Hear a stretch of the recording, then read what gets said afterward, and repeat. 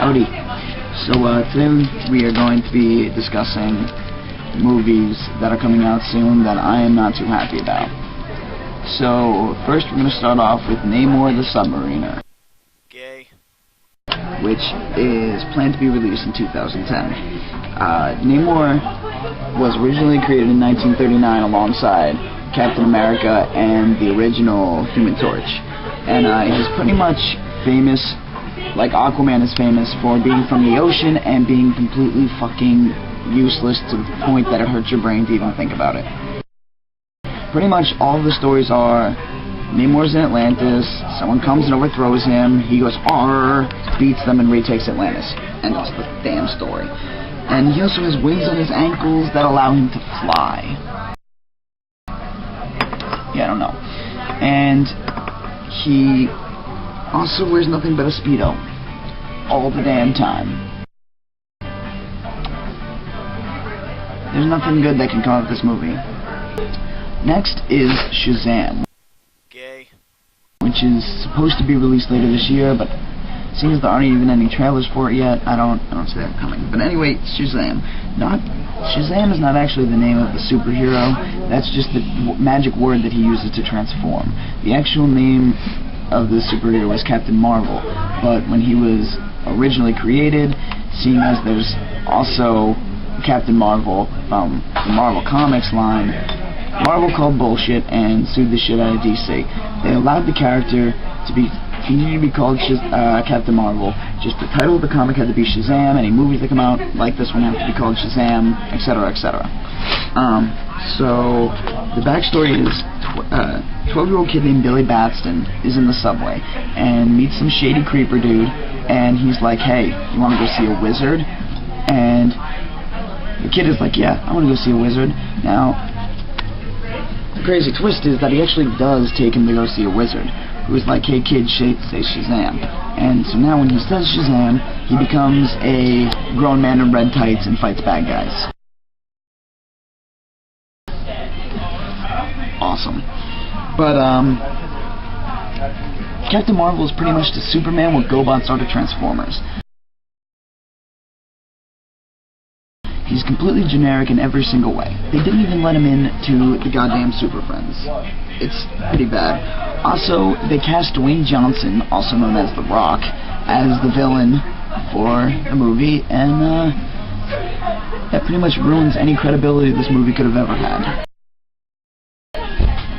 So way to go. Okay, so next is Power Man, also slated for release later this year. So the setting is 1970s Harlem, and an unnamed gangster gets imprisoned for a crime that he did not commit. While in prison, in order to shorten his bid, he submits to strange experiments, and the result is him having diamond hard skin, super strength, and a terrible fashion sense. When he is released, he becomes Power Man, the hero for hire, the most retarded name ever. And so eventually he realized that this name is batshit retarded, and he becomes Luke Cage, which is only slightly less embarrassing. But he still continued to wear blue tights, a chain belt, and a bright yellow shirt designed for cougars to show off their cleavage at college bars. A tiara, and the blue tights always had a giant, massive bulge. Did I mention he was black? Yeah, he's pretty much a big walking stereotype. If I was black, I'd be pretty insulted. Don't even get me started on his catchphrase. It's not even going to go into it.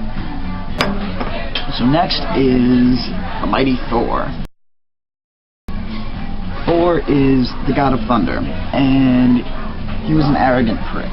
So Big Daddy Odin decides he's going to teach him some humility. And apparently, God's punishment for arrogance is a terrible physical handicap. So Thor is reborn on Earth as a mortal, with no memory of his god life. And eventually he learns that his shit does in fact smell, and then he dies. He is reborn as Thor again, with all his memories, and then he fights his half-brother Loki, who's the god of evil, fights Loki a bunch of times, and that's pretty much the entire story.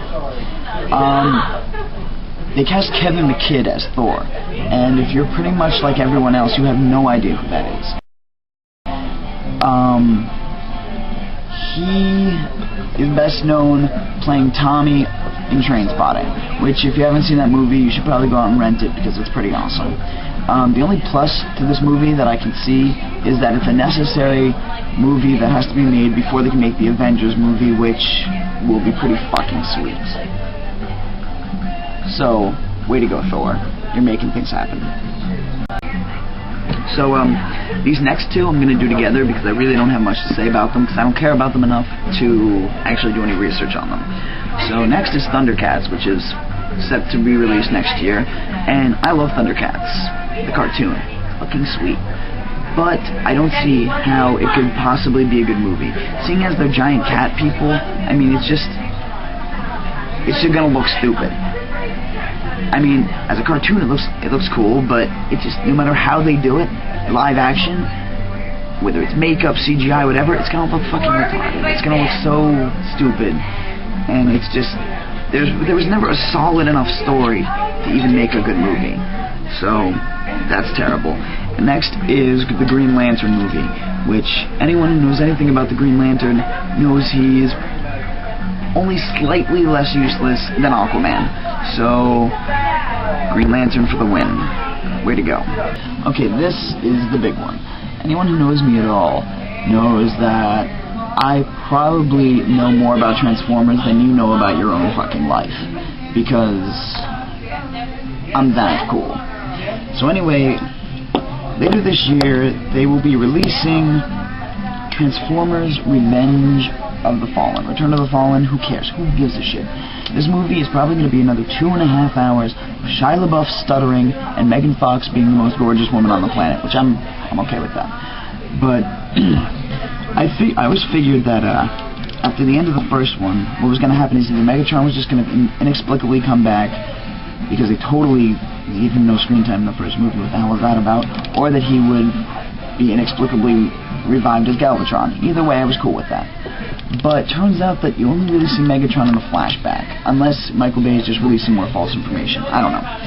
So, I'm not sure of the exact plot, but it's loosely based around the Fallen, obviously, from the title. So, brief history of Transformers. Big Bang happens, and there's one being that's created, who splits himself into Unicron and Primus. They go around creating a bunch of planets, then Unicron becomes corrupted, and becomes fucking evil. They fight a bunch of times. Primus forces Unicron into hibernation. Primus transforms into his planet mode and goes into hibernation, becoming Cybertron. He creates 13 Transformers to maintain it, and then one of them gets corrupted by the forces of Unicron and turns on them, and then they fight Unicron and they beat him again. But anyway, the one that gets corrupted is called the Fallen. And along with Unicron going into hibernation, he goes into hibernation too. And in the original comics, he comes back, causes a bunch of shit, has a bunch of Decepticons making a little crazy, like, religious cult, almost, trying to revive Unicron. But I have no idea how they're going to do it in the movie. All I know is that he kind of looked like a big knight in the comic, and he was pretty badass. He was black and out of this crazy glowing energy coming out of him. But they made him look really stupid in the movie. They released a teaser shot. It's terrible.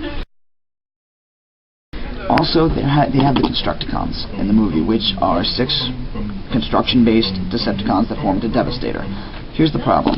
In the first one, Optimus Prime has this big fight on the freeway with Bone Crusher, who he decapitates and kills. Bone Crusher is the right arm of Devastator. But they're just overlooking that by making random Constructicons. Also, there was the tank in the first movie, who was supposed to be named Brawl, after the Combaticon of the same name. But in the movie, they actually ended up calling him Devastator, which is the name of the Constructicons combined. And in the new movie, they're still calling him Devastator. So I guess they're just hoping that no one that goes into this movie has a DVD copy of the first movie, which is stupid. Also, they have Soundwave in this movie, who is, he was the tape deck. And apparently, he's just been chilling on the moon the whole time because he transforms into a satellite and a space jet that looks identical to Megatron. And apparently in the first movie, when they cut out all the communications or whatever, that was Soundwave's doing in his satellite form. But so many things anger me about this movie. Michael Bay should not be allowed to make movies. That's all I have to say about that for now. I am, however, looking forward to the Star Trek movie and the G.I. Joe movie because they look pretty sweet.